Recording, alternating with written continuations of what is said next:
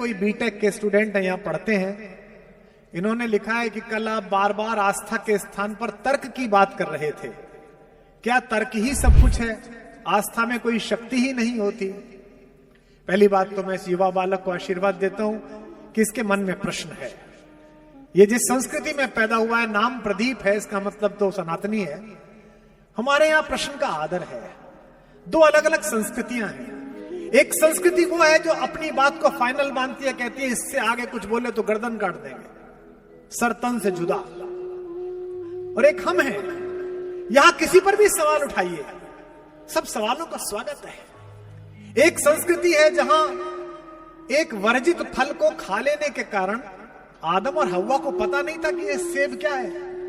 उन्हें बता देते कि ये नहीं खाना है, वो तो नहीं खाते, उन्होंने खा लिया और खाने के बाद उन्हें नीचे फेंक दिया कि जाओ अब तुम पृथ्वी पे जाओ। एक संस्कृति तो ये है। और एक संस्कृति ये है कि एक अपरिमित शक्ति से भरा हुआ दिव्य वायु और पंच माताओं में पूजित अंजनी के योग से पैदा हुआ बालक अपनी मां को थोड़ी देर किसी व्यस्तता में देखकर भूख से व्याकुल हुआ, तो उसमें आसमान में लटके हुए बालारुण सूर्य को सेब समझकर अगर खा लिया तो उससे सेब तो छुड़ा लिया गया, लेकिन किसी ने उसको शाप नहीं दिया, सबने उसे वरदान दिया कि तू भगवान के काम में आएगा, तेरा नाम आज से बजरंग बली रखा जाए। तो प्रदीप ने जो कहा है कि आस्था में कोई शक्ति नहीं है, क्या मैंने यह नहीं कहा कि आस्था में कोई शक्ति नहीं है। मैंने केवल यह कहा कि आस्था तर्क की कसौटी पर कसी हुई हो। आस्था है तो बड़ी अच्छी बात है, आस्था ही तो जीवन है। भगवान श्री कृष्ण ने भी अर्जुन से कहा श्रद्धावान लभते नरः। हे अर्जुन, जिसके पास श्रद्धा है उसे लाभ होगा। स्टेशन से आधी रात लौटते हुए जब कुत्ते भी ना भौंक रहे हो, आप जय हनुमान ज्ञान गुण सागर गाने लगते हो, इसके उच्चारण में आस्था की शक्ति है।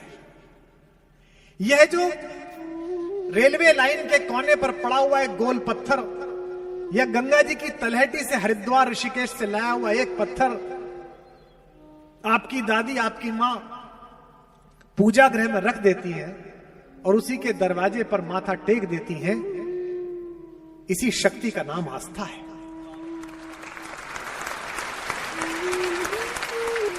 श्रद्धा तो सबसे ज्यादा है, लेकिन श्रद्धा अगर तर्क से कसकर आएगी तो फिर आप मानने लगोगे। अच्छा है कि आप बिना तर्क की श्रद्धा करो, तो सबसे अच्छा है, मान ही लो। लेकिन कुछ लोग ऐसे हैं जिन्हें तर्क भी चाहिए।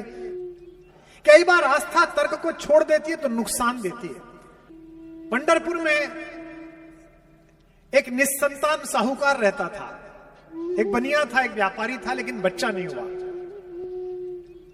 उसने विट्ठल क्या मनौती मांगी। मनौती मांगते ना, और मुझे बड़ा आश्चर्य लगता है। मेरा सौभाग्य है कि मैं विश्व भर के सारे तीर्थ स्थानों पर जाकर निवेदन कर चुका हूं। तो मुझसे शुरू में लोग पूछते थे क्या मांगा, तो मैं कहता था मैं तो कुछ मांग ही नहीं पाया। फिर कुछ लोग जो साथ के थे वो कहने लगते सोच के जाना सर, यहां मांगा हुआ पूरा होता है। फिर मैं निकला, बोले मांगा, मैंने कहा नहीं मैं भूल गया। तो एक ने मुझसे कहा कि आप बड़ी गड़बड़ कर देते हो, मांगते ही नहीं हो। तो मैंने कहा कि मैं मांग भी नहीं पाऊंगा। तो मेरे उस साथी ने मुझे क्यों नहीं मांग पाओगे। मैंने कहा अगर इसे भी बताना पड़ा कि हमें क्या चाहिए तो फिर ये किसका पिता और हम कैसी औलाद है। क्या बात है, उससे क्या मांगना। विष्णु से कहते हैं, विट्ठल से कहते हैं मेरा ये वाला काम करा दोगे भगवान तो 51,000 की प्रसादी कराऊंगा। किससे कह रहे हो।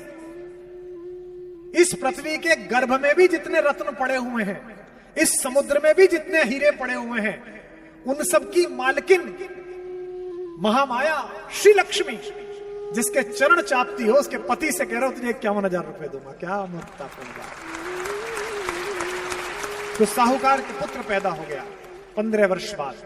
साहूकार ने मान्यता मानी थी कि विट्ठल अगर मेरे घर में आंगन में किलकारी गूंजी तो मैं तुझे सोने की करधनी पहनाऊंगा। करधनी जानते ना, वो तगड़ी जो बनती है। मनोकामना पूर्ण हुई। साहूकार इस पूरे अंचल के, पूरे मराठवाड़े के सबसे बड़े कारीगर एक सुनार थे, नरहरि, उनके पास पहुंचा। इसका प्रतीक देखिए, सुनार का नाम भी नरहरि है, नर के रूप में ही हरि। वो विट्ठल का अस्तित्व ही स्वीकार नहीं करना चाहता, तो वो शैव था, शिव का भक्त था, परम शिव भक्त, अघोरी एकदम। विट्ठल के मंदिर के सामने से गुजरे तो नजर नीचे कर ले तो मंदिर में ना देखना पड़ जाए। ऐसे भी लोग हैं, मुझसे लोग मिलते हैं, आप राम पर अच्छा बोलते हो पर तो मैं तो कृष्ण को मानता हूं। मैंने कहा वो भी राम को मानते हैं और राम भी उन्हें मानते हैं, तुझे पता ही नहीं है दोनों ठाकुर है क्या, कुछ बड़े कह लेते कुछ छोटे कह लेते। तो नारायण ने कहा कि भाई मैं तो जानता नहीं विट्ठल की मूर्ति कैसी है, मैं तो देखा भी नहीं, देखना भी नहीं चाहता, कैसे बनाऊं उनकी करधनी। तो सेठ ने कहा कि साहब चलिए जरा नाप तो ले आइए। बोले नहीं नहीं नहीं मैं नहीं जाऊंगा, तू नाप लिया मैं बना दूंगा। साहूकार गया, उसने नाप लिया, लाके दिया, करगनी तैयार हुई, जाके लगाई, भगवान को आई नहीं, 4 अंगुल छोटी पड़ गई। सेठ वापस गया, बोले अरे सुनार साहब आपने क्या बना दिए, तो आई नहीं विट्ठल को, छोटी पड़ गई। बोले अच्छा तूने तो नाप दिया, मैंने उतनी बनाई, 7 पीढ़ियों से हम लोग बना रहे, कितनी छोटी पड़ी। बोले 4 अंगुल नाप के लाया हूं, 4 अंगुल बढ़ा दी। अब के नाप के गए, अब के 7 अंगुल बड़ी बन गई। देखो आनंद, फिर लौटा, बोले ये क्या बना दिया, 7 अंगुल। 7-8 बार ऐसा ही हुआ साहब, बने छोटी पड़ जाए बड़ी बन जाए। हाथ जोड़ के साहूकार बोला साहब मेरा बेटा 1 साल को होने का आ लिया, मनोकामना पूरी नहीं हो रही, आप ही चल के नाप लो। बोला नहीं नहीं, अरे बोले साहब आपने नाश कर दिया सारा मेरे सोने का। तो बोले एक ही शर्त पे जाऊंगा, मेरी आंख पे पट्टी बांध के ले जा, मैं नहीं देखना चाहता विट्ठल, मैं शिव का भक्त हूं। अब वो ले गए पट्टी बांध के, उसने विट्ठल की जैसे ही कमर नापनी शुरू की तो उसके हाथ में बागंबर प्रतीत हुआ जो शिव पहनते हैं। उसने कहा ये क्या है, ये तो विट्ठल की कमर है, इसमें बागंबर कहां से आया। उसने हल्की सी अपनी पट्टी नीचे करी और देखा ऊपर तो विट्ठल ने, फिर आंख पे पट्टी लगा ली, फिर देखा बागंबर। इस बार गड़बड़ हुई, थोड़ा ऊपर को हाथ बढ़ाया तो सर्प छुआ। उसने कहा ये सांप कहां से आया, विष्णु के सांप से क्या मतलब, मैं गलत मंदिर में तो नहीं आ गया। फिर आंख नीचे करी, फिर देखा विष्णु मुस्कुरा रहे हैं। इसके बाद उसने फिर देखा कि भुजाओं में देखता हूं शायद कुछ होगा, भुजाओं में देखा तो रुद्राक्ष बंधे हुए थे। फिर आंख खोली, फिर विट्ठल। उसने अच्छा हाथों में देखता हूं, भगवान विष्णु के हाथ में शंख गदा चक्र कमल होगा, 4 हाथ हो गई। हाथ में देखा तो डमरू हाथ में आ गया। अब उसकी समझ में आना बंद हो गया। सिर ऊपर उठा के देखा तो फिर विट्ठल। इस बार अपनी पट्टी खोल दी और रोने लगा कि भगवान क्या कर रहे हो। भगवान मुस्कुराए और अचानक विट्ठल के शीश पर शिवलिंग प्रकट हुआ। आज भी विट्ठल के सिर पर शिवलिंग विश्व में अकेला मिलता है, तो पंढरपुर में मिलता है, जाके दर्शन। यानी कि भगवान ने उसे अपने चमत्कार से बताया कि ये शैव बनना, ये वैष्णव बनना, ये शक्त बनना और इसकी बहस में पड़ना गलत है। अंततः चेतना का एक ही स्वरूप है, शक्ति का एक ही स्वरूप है। तो जो तुम पूछते हो मुझसे प्रदीप कि क्या आस्था का कोई स्थान नहीं, आस्था तो वो है कि बड़े बड़े ऋषि मुनि तर्क शास्त्र लिखकर जिसे नहीं पाते वो आस्था पा लेती है। मेरे यहां के एक कवि हुए, दिवंगत हो गए, दयाशंकर अश्क। उन्होंने लिखा कि हम शिवालों में घंटे बजाते रहे, हम शिवालों में घंटे बजाते रहे, एक तवायफ के घुंघरू भजन कर गए। वैशाली की नगरवधु आम्रपाली भगवान बुद्ध के सत्संग में पहुंची, जीवन भर देह व्यापार किया, नाचना किया, दूसरों के कहने पर नाची, कोने में बैठी रोज रोती थी मुंह ढककर।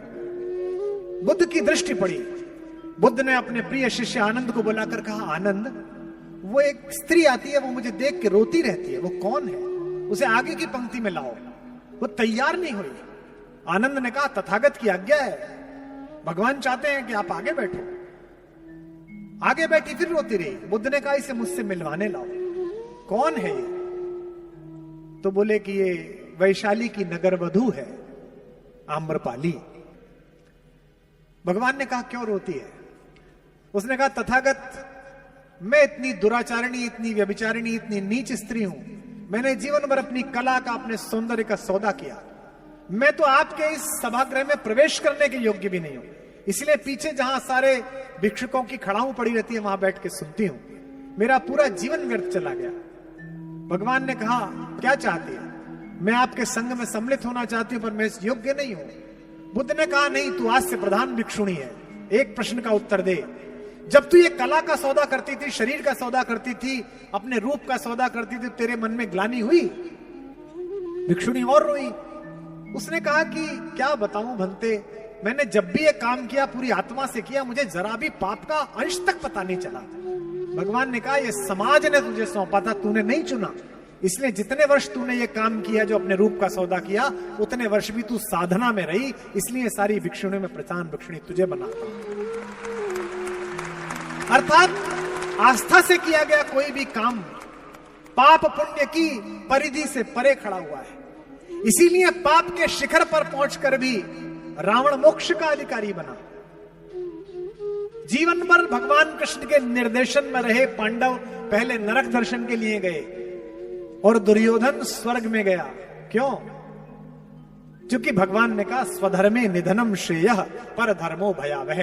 जो तुम सोचते हो और जो तुम्हें लगता है ये बिल्कुल ठीक है, ये मेरी आत्मा से ठीक है, वो भगवान का कार्य है। तो तुम पूछते हो प्रदीप के आस्था तो बहुत बड़ी है। योगी और महंत जिसे ध्याते रहे, मीरा उसे भजन करके पा गई। मुझसे पूछा था किसी ने अमेरिका में, स्पेन की एक कवित्री ने, कि आपके यहां भी एक पोइटेस है ना, पर उसकी स्टोरी बड़ी एब्सर्ड है कि उसने जहर पिया और वो बच गई। मैंने कहा कि अगर आस्था मीरा जैसी हो और विष कन्हैया का बताकर भेजा जाए तो दुनिया का हर विष बाध्य हो जाएगा कि वो अमृत में परिवर्तित हो जाए।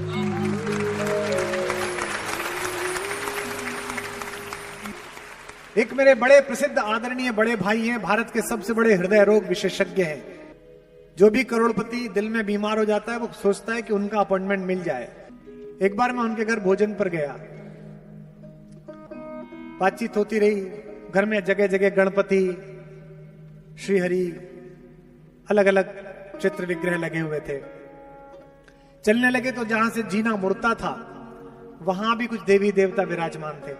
बात करते करते हर जगह खाना खाने गए तो मुझे शरारत सूझी। मैंने कहा भाई साहब आप इतने बड़े डॉक्टर हो, अमेरिका में इलाज करते थे, दिल को रॉबर्ट से खोलना आपने सिखाया, ये इतना ज्यादा भगवान क्यों, ये क्या कर लेंगे? उनका जो उत्तर है वो महत्वपूर्ण है। उन्होंने कहा इसीलिए ज्यादा बड़ा आस्तिक हूं क्योंकि वैज्ञानिक हूं। मैंने कहा क्यों? बोले कुमार, मैंने अपने जीवन में ऐसे हजारों मरीज देखे हैं जिनके साथ में इसलिए अंदर गया कि मैं तो यूं ही जा रहा हूं, कोई भी कर देगा, सब कुछ नॉर्मल है, इसमें तो कुछ है ही नहीं, थोड़ी सी एक आर्टलरी ब्लॉक है, अभी खोली, अभी स्टंट डाला और सब कुछ तैयार था, पता था बड़ा आदमी है। और सारी वैज्ञानिक चेतना और सारे अच्छे इक्विपमेंट के बाद भी न जाने कौन था जो मेरे सामने से उठाकर ले गया और मैं रोक नहीं पाया। और ऐसे हजारों मरीज हैं जिनको मैं अंदर ये सोच कर गया कि अब तो बाहर इन्हें मरा हुआ ही लाना है क्योंकि इन्हें कोई नहीं बचा सकता, मैं भी नहीं बचा सकता। और वो आज 10-10 साल बाद भी अपने जन्मदिन पर मुझे फोन करते हैं, कहते हैं डॉक्टर साहब आपकी वजह से जिंदा हूं। और मैं उनसे क्या बताऊं कि तुम मेरी वजह से नहीं, किसी और की वजह से जिंदा हो। ईश्वर को न मानना अपराध नहीं है, ईश्वर को अपनी मान्यताओं में कैद करना अपराध है। बनारस में एक युवा पंडित था, वो घाट पे रहता था, तरमाल खाता था, आप जैसे यजमान पहुंच जाए, कोई कुछ खिलाए कोई कुछ खिलाए, दंड पेलता, गंगा जी में नहाता, ना सुबह को पूजा करे, ना शाम को संध्या वंदन करे, ना गंगा आरती में सम्मिलित हो, लेकिन सुदर्शन था, भजन गाता था, मजे में रहता था। तो जैसा कि लोग चिंतित हो जाते हैं, वहां के कई पंडित चिंतित हो गए कि ये कौन है। तो लोगों ने कहा इसे घाट से निकालो। क्या अपराध है भैया? बोले ये तो पूजा अर्चना ही नहीं करता, संध्या उपासना नहीं करता। पंडितों ने उसे बुलाया सभा में कि भाई क्यों नहीं करते? बोला जी सूतक लग रहा है। सूतक जानते हो? नए बच्चे नहीं जानते होंगे। घर में कोई मृत्यु हो जाए तो पंडित जी कहते हैं सूतक लग गया, 15 दिन तक पूजा नहीं होगी, हवन नहीं होगा। घर में नया बच्चा पैदा हो जाए, कहते हैं सूतक लग गया। इसका मतलब क्या? लोग व्यस्त होंगे इसलिए। चलो जी, 1 महीना बीत गया, पट्टा फिर कुछ नहीं करे, फिर बुलाया, बोले क्यों नहीं करता? बोले सूतक लग रहा है। उसको 7-8 बार बुलाया, हर बार कह जी करूंगा करूंगा, सूतक लग रहा है।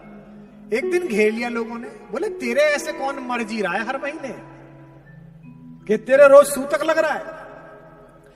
पंडित ने क्या अच्छा उत्तर दिया?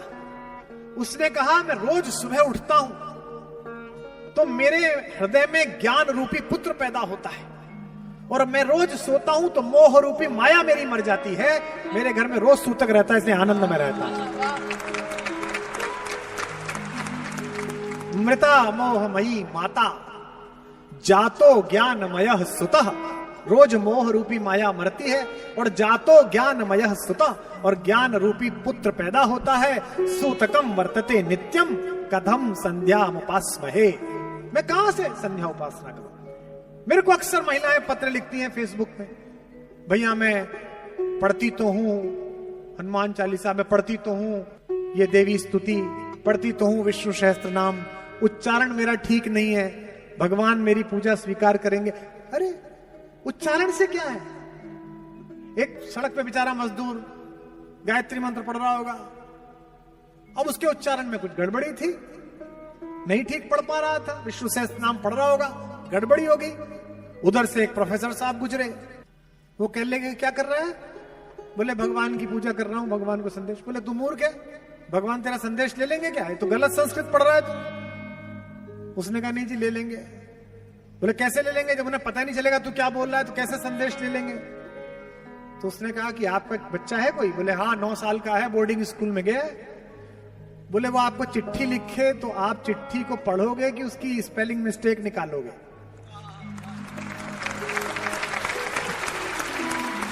बोला पढ़ूंगा। तो बोले जब आप अपने लड़के की सुन सकते हो तो भगवान मेरी भी सुन रहा, मैं भी उसी का लड़का हूं। 2 प्रश्न छोटे छोटे हैं। श्रीकांत शुक्ल यहां सुनने आए हैं, वे कह रहे हैं कि कल आपने सिर्फ भरत पर बात की, क्या लक्ष्मण और शत्रुघ्न जी से भगवान का उतना प्रेम नहीं था? ऐसा नहीं है, शत्रुघ्न जी पर सबसे कम बोला गया है। मेरा तो मन है कि एक दिन मैं शत्रुघ्न जी पर ही बोलूं किसी प्रकार से। लक्ष्मण जी पर पहले बोल चुका हूं, कुछ जगह बोला है, लेकिन आपने कहा है कि लक्ष्मण से प्रेम नहीं था। ऐसा नहीं, लक्ष्मण से भी बहुत प्रेम है। वस्तुतः देखो तो राम और लक्ष्मण अलग नहीं है।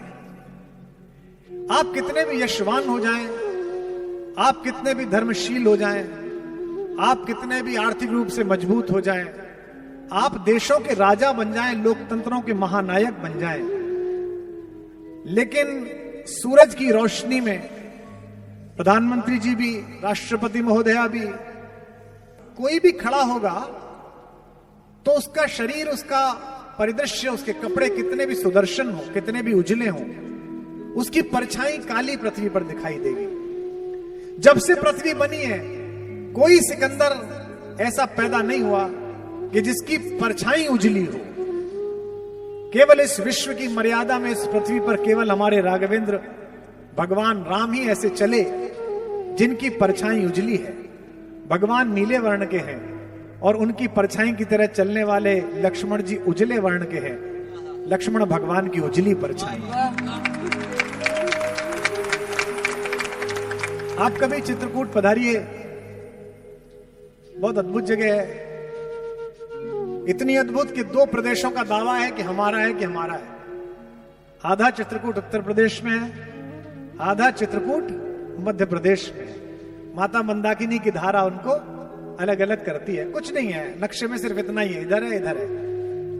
एमपी वाले भी कहते हैं कि हमारे यहां रहे भगवान, हम यूपी वाले कहते हैं कि हमारे यहां भी रहे। चित्रकूट में कामदगिरी की जिस पर्वत पर भगवान ने विश्राम किया, उसके कोने पर चढ़ने के बाद अब तो रास्ते भर भी कुछ मकान और कुछ साधु संतों की कुटियां हैं। वहां एक बहुत बड़ा पत्थर रखा हुआ है। सुनते हैं कि ये सदियों से, 8000 वर्षों से, तभी से ऐसा ही रखा हुआ है। उस पर बैठकर रात्रि भर लक्ष्मण निरीक्षण करते थे कि किसी दिशा से असुरों का प्रवेश तो नहीं हो रहा, कोई गलत पशु तो नहीं आ रहा।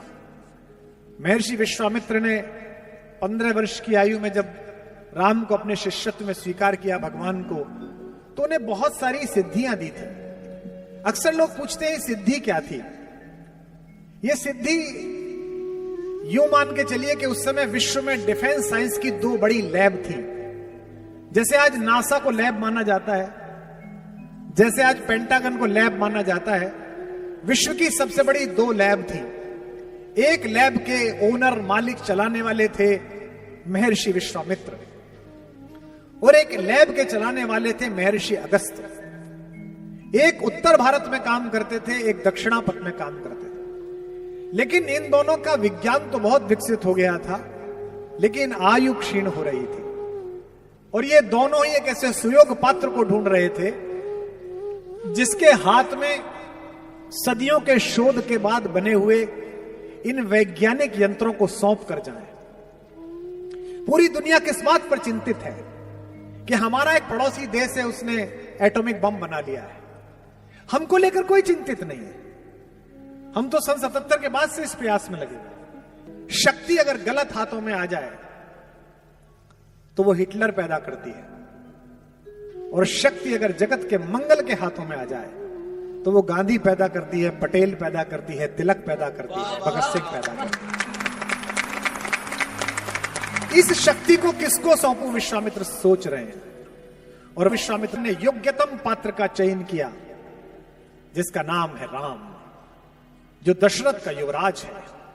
दोनों भाइयों को लेकर गए, राम को सिखाया कि एआई का प्रयोग कैसे करना है, राम को सिखाया कि माया कैसे पहचाननी है, राम को सिखाया कि एक बाण से ही हजारों लोगों को कैसे समाप्त करना है, राम को सिखाया कि अनावृष्टि कैसे रोकनी है। लक्ष्मण को भी एक सिद्धि सिखाई। लक्ष्मण को सिद्धि सिखाई कि बिना पलक झपकाए जागते हुए कैसे सोना है।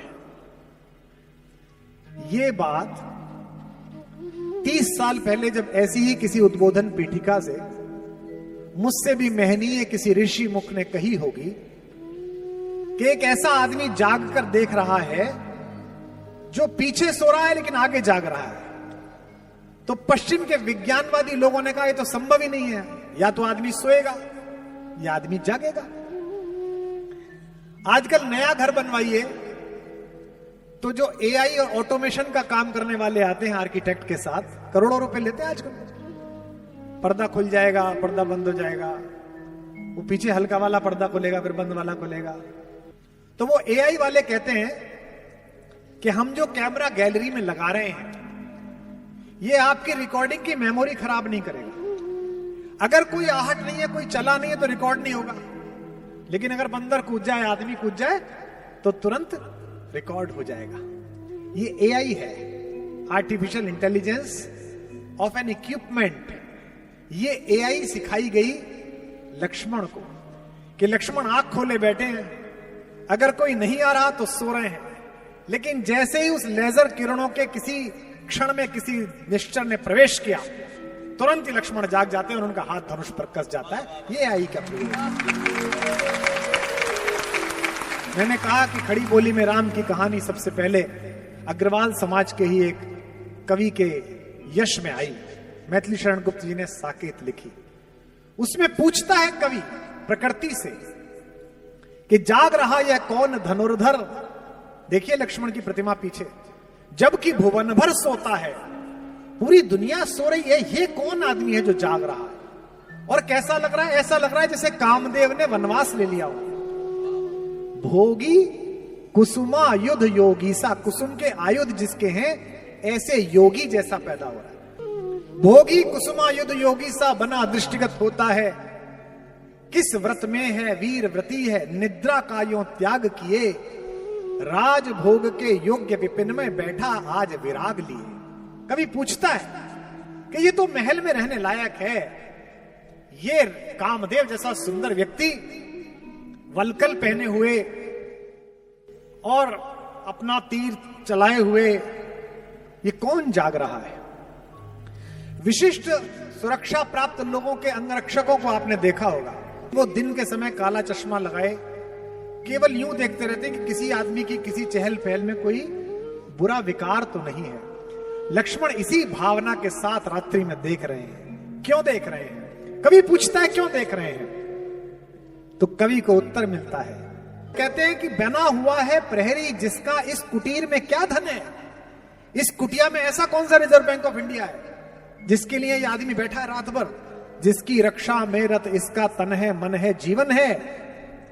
उत्तर देखिए और बलिहारी हो जाइए। मर्त्य लोक मालिन्य मेटने स्वामी संग जो आई है, तीन लोक की लक्ष्मी ने यह कुटी आज अपनाई है। कवि कहता है कि एक रिजर्व बैंक नहीं, पूरी पृथ्वी के किसी भी प्रकार के धन की जो मालकिन है वो इस कुटी में बैठी हुई है। वीर वंश की लाज यही है, फिर क्यों वीर न हो प्रहरी। विजन देश है, जंगल है, निशा शेष है, निशाचरी माया ठहरी। तो लक्ष्मण तो मेरे भाई, क्या आपका नाम है श्रीकांत? लक्ष्मण तो राम की उजली परछाई है। पैदा होते से ही लक्ष्मण को पता चल गया कि मैं किस लिए पैदा हुआ। हमारे जीवन के चार हेतु हैं, धर्म, अर्थ, काम और मोक्ष। धर्म तो वो है जो हमें करना है। धर्मो धार्यति प्रजा, प्रजा जो धारण करती है वो धर्म है। रात्रि होने पे हम सोएंगे, ये शरीर का धर्म है। दिन भर का जो भोजन किया है उसका पाचक तत्व अलग निकाल दिया जाएगा और उसका अपाच्य सुबह ही सुबह हम त्याग देंगे, यह शरीर का धर्म है। लेकिन आत्मा का धर्म क्या है, उसका अर्थ क्या है, ये पहले दिन से लक्ष्मण को पता चला। मेरे बाबा कहते हैं गोस्वामी जी, 12 ही से निज हितपति जानी। बचपन से ही अपने हित के बारे में समझ लिया कि मेरा हित का पति कौन है, मेरा जीवन किसके चरणों में है। लक्ष्मण राम चरण रति मानी। कल आकुल की मैंने पंक्तियां सुनाई, उसी का एक पद सुनाता हूं। बचपन में चारों बच्चों को एक एक सोने के पालने में लिटाया और पहली बार सबको दिखाना था राज दरबार को कि कौन से 4 बच्चे दशरथ के यहां पैदा हुए हैं। एक हमारे वे बाल स्वरूप, वे रामलला, दूसरे में भरत जी लिटाए गए, तीसरे में लक्ष्मण लिटाए गए, चौथे में शत्रुघ्न लिटाए गए। सब बच्चों के पैरों में घुंघरू बंधे हुए थे, सब आमोद कर रहे थे, सब प्रसन्न थे, नहाए धोए अच्छे कपड़ों के। एक बच्चा रोए ही जा रहा है और वो चुप ही नहीं हो रहा। वो चुप कैसे हुआ और वो कौन बच्चा था, यही श्रीकांत भैया तुम्हारे प्रश्न का उत्तर है। कि पालने में लखन व राम जी लिटाए गए, पालने में लखन व राम जी लिटाए गए। लेटते ही करुणा सदन चुप हो गए, लेटते ही करुणा सदन चुप हो गए, लेटते ही करुणा सदन चुप हो गए। पालने में लखन व राम जी लिटाए गए। लेटते ही करुणा सदन चुप हो गए, लेटते ही करुणा सदन चुप हो गए, लेटते ही करुणा सदन चुप हो गए। किंतु लक्ष्मण कुछ ऐसा तेज रोए, किंतु लक्ष्मण कुछ ऐसा तेज रोए। जिन्हें रोता देख धरती गगन चुप हो गए, धरती गगन चुप हो गए, रोता देख धरती गगन चुप हो गए। राजवैद्य आए कोई रोग ना बता सके तो, राजवैद्य आए कोई रोग ना बता सके तो। ज्योतिषी भी करके यतन चुप हो गए, ज्योतिषी भी करके यतन चुप हो गए, ज्योतिषी भी करके यतन चुप हो गए। गुरु ने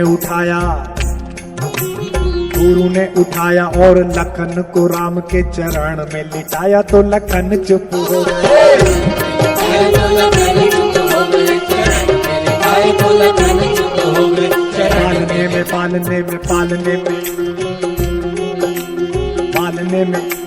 पालने में लखन व राम जी लिटाए गए। लेटते ही करुणा सदन चुप हो गए, लेटते ही करुणा सदन चुप हो गए, लेटते ही करुणा सदन चुप हो गए। किंतु लक्ष्मण कुछ ऐसा तेज रोए। जिन्हें रोता देख धरती गगन चुप हो गए, रोता देख धरती गगन चुप हो गए, रोता देख धरती गगन चुप हो गए। राजवैद्य आए कोई रोग ना बता सके तो। ज्योतिषी भी करके यतन चुप हो गए, ज्योतिषी भी करके यतन चुप हो गए, ज्योतिषी भी करके यतन चुप हो गए। गुरु ने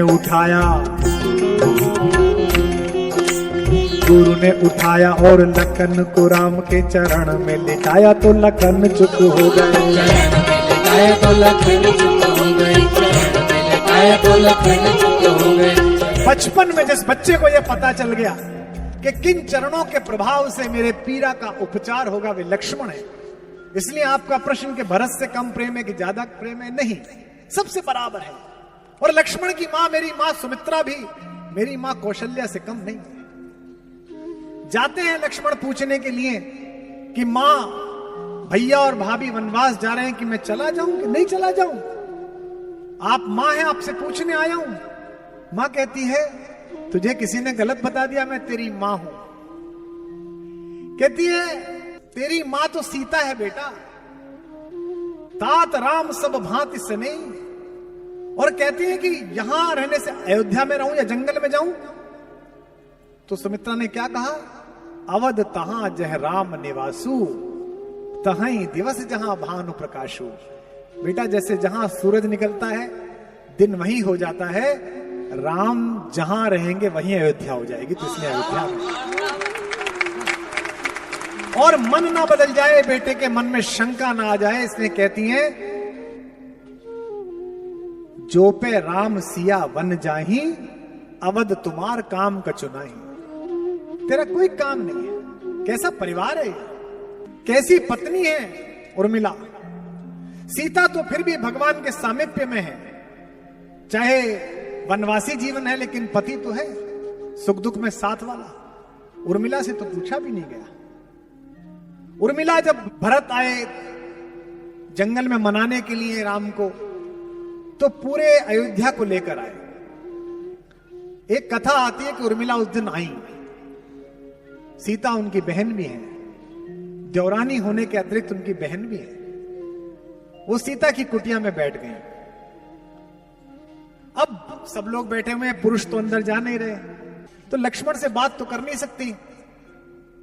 तो सीता बड़ी बहन होने के अतिरिक्त हम सबकी मां भी है, और जिनकी बड़ी बहनें उन्हें पता हो कि बड़ी बहनें अक्सर मां हो जाती हैं, छोटी बहनें इस तरह बात करती हैं उनसे।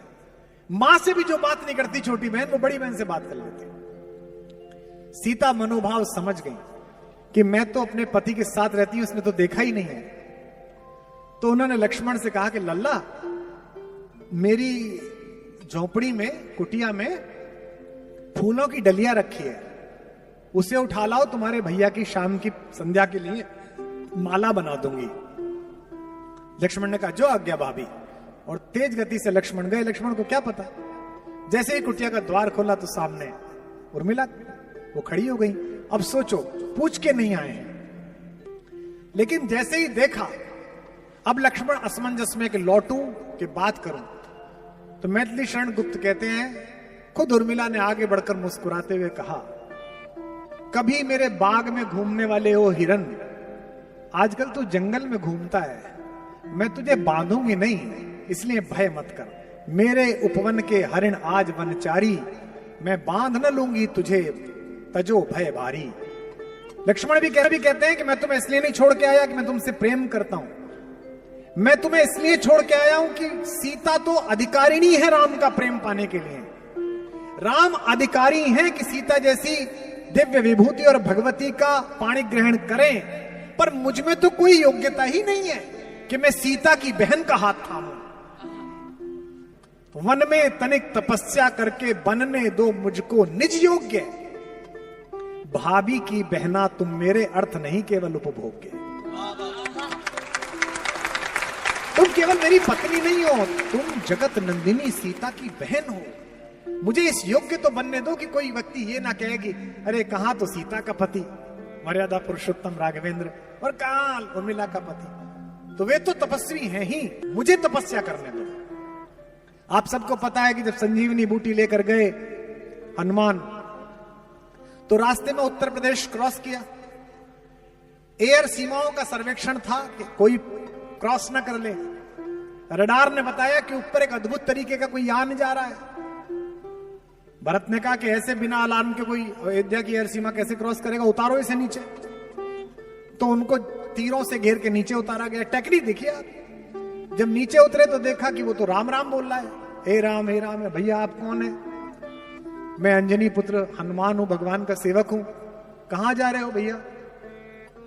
उनके छोटे भाई को मूर्छा आ गई है। भरत बड़े दुखी है। भरत ने कहा कि ये उन्हीं का घर है, मैं उनका छोटा भाई हूं और ये चरण पादुकाएं रख के चला रहे हैं। उनकी सेवा सत्कार ने जाना था, माएं बुलाई गई। क्या कहा कौशल्या ने? कौशल्या ने हनुमान के कान में चुपचाप कहा, भैया मेरे बेटे से कह देना 14 वर्ष प्रतीक्षा बहुत करी है, लेकिन लक्ष्मण के बिना अयोध्या ना आए।